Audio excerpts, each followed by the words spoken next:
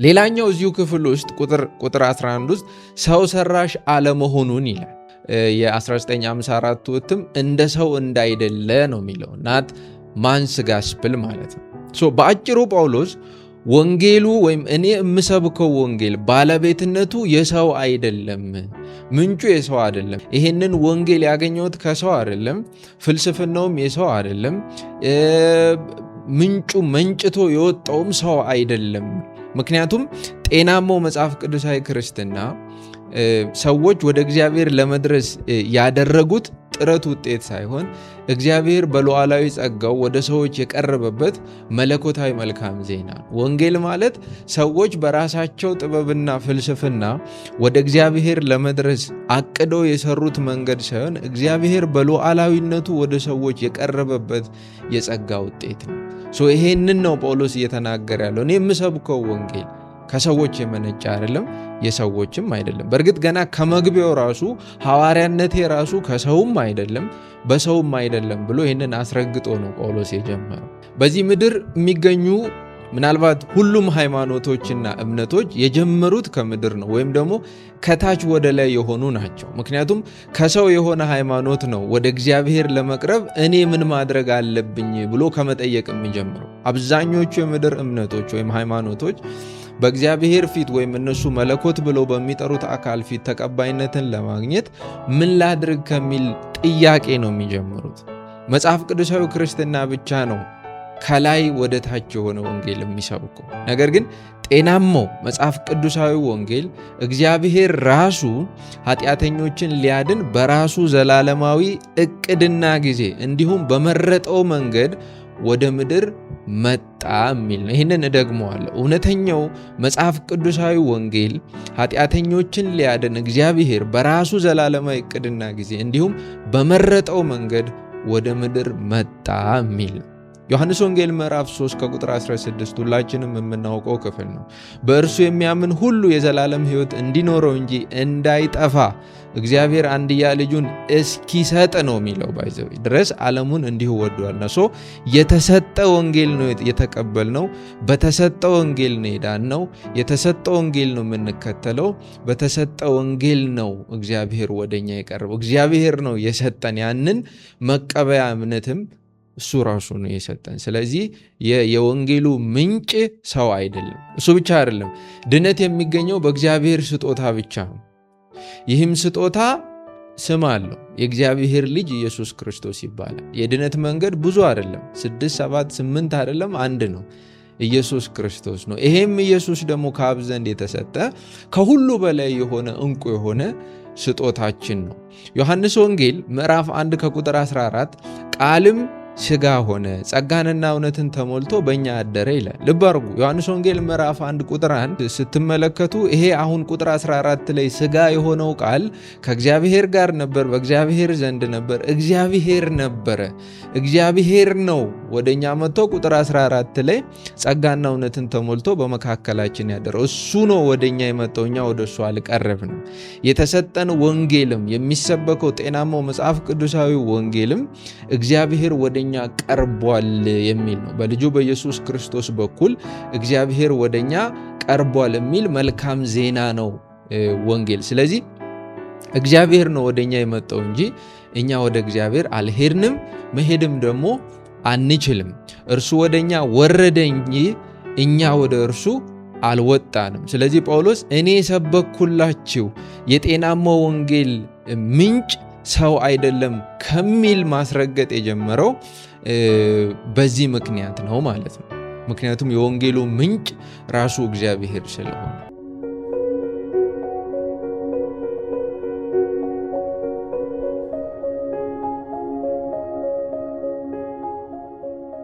መለኮታዊ መገለጥ እጅግ አስፈላጊ ነው። ወይም ደግሞ ራሱ እግዚአብሔር በራሱ መንገድ ለኛ መገለጡ አስፈላጊ ነው። አስፈላጊነቱን እንመልከት። እግዚአብሔር ራሱን ለኛ መግለጡ አስፈላጊ የሆነው ለምንድን ነው ብለን ብንጠይቅ፣ ምክንያቱ ደግሞ የሰው ልጆች በራሳቸው መንገድ የሚያድን እውነትን ማግኘትም መፍጠርም አይችሉም።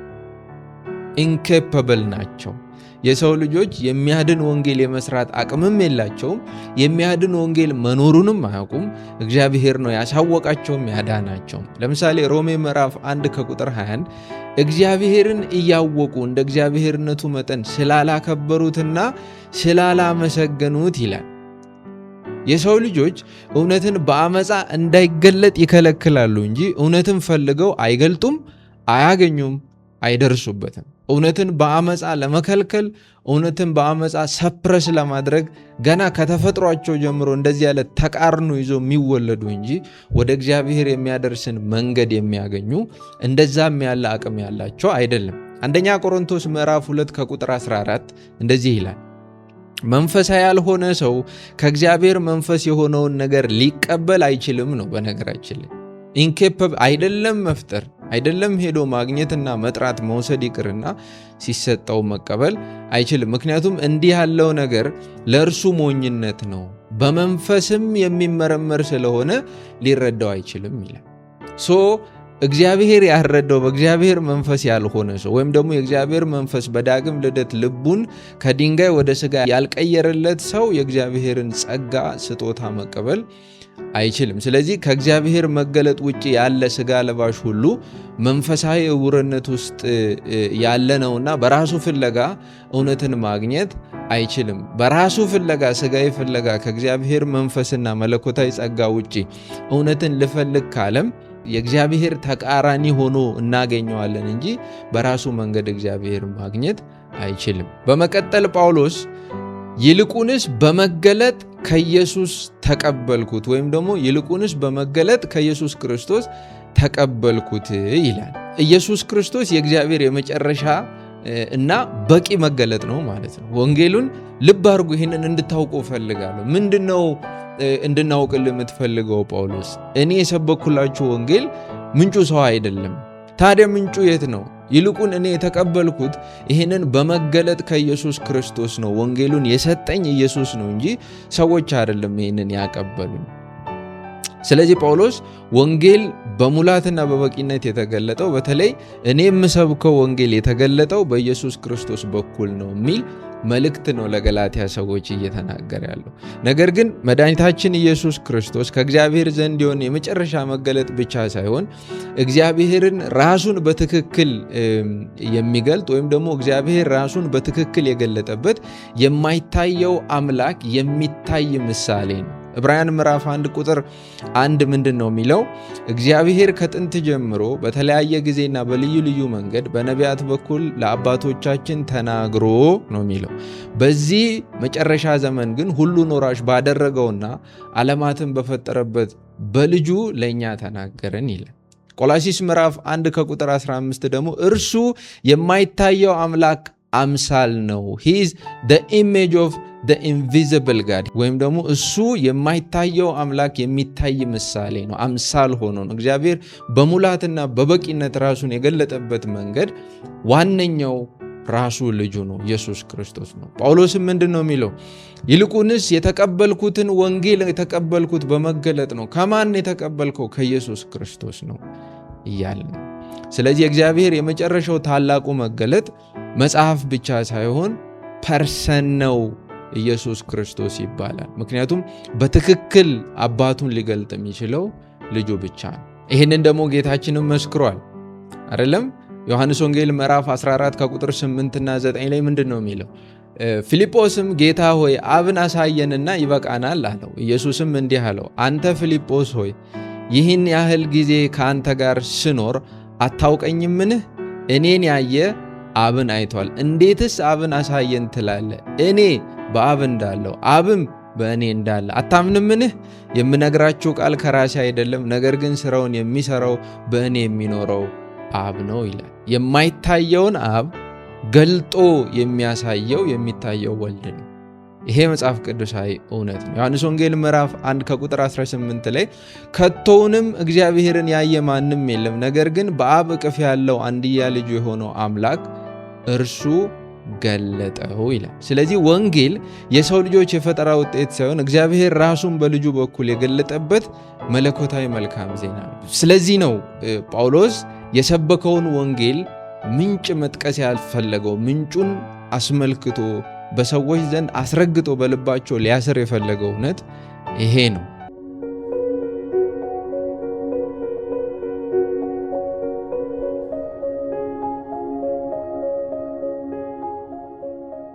ከዚህ የምንረዳው አንድ ሌላው ትልቅ እውነት ምንድነው? የእውነት ወይም የወንጌል ማዕከላዊ ጉዳይ ወይም ደግሞ የወንጌል ማዕከላዊ ነገር የኢየሱስ ክርስቶስ ስራ ነው ማለት ነው። ይህንን ክፍል ልብ ብለን ስንመለከት ጳውሎስ የተቀበልኩት ፍልስፍና ነው ወይም ደግሞ የተቀበልኩት ሃይማኖታዊ መርሆችን ነው ወይም ደግሞ የተቀበልኩት ጠቃሚ የሆነ የሥነ ምግባር ትምህርቶችን ነው አይደለም ያለን።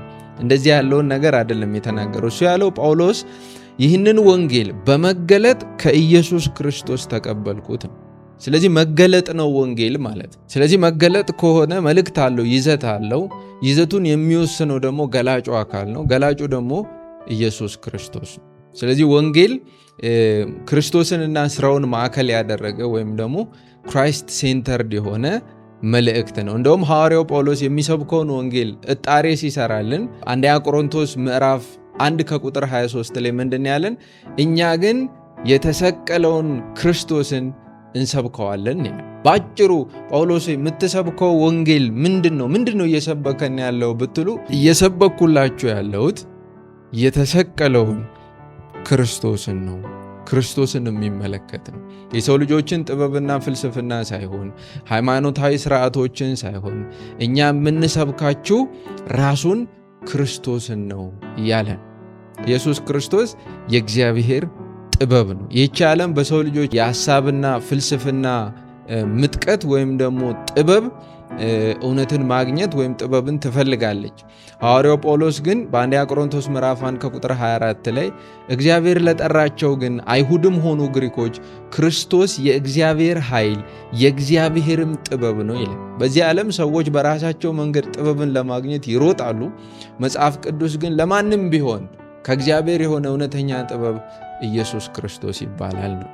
ለድነት አስፈላጊ የሆነው ነገር ሁሉ በበቂነትና በሙላት በኢየሱስ ክርስቶስ ውስጥ ይገኛል። እርሱ የድነታችን መሰረት፣ የድነታችን መያዣ፣ የድነታችን ዋስትና፣ የድነታችን ማረጋገጫ ማህተማችንም ጭምር ነው። የሰው ልጅ ያለ ኢየሱስ ክርስቶስ ድነትን ሊያገኝ አይችልም። የሚያድነው ወንጌል ምንጭም ኢየሱስ ክርስቶስ ብቻ ነው።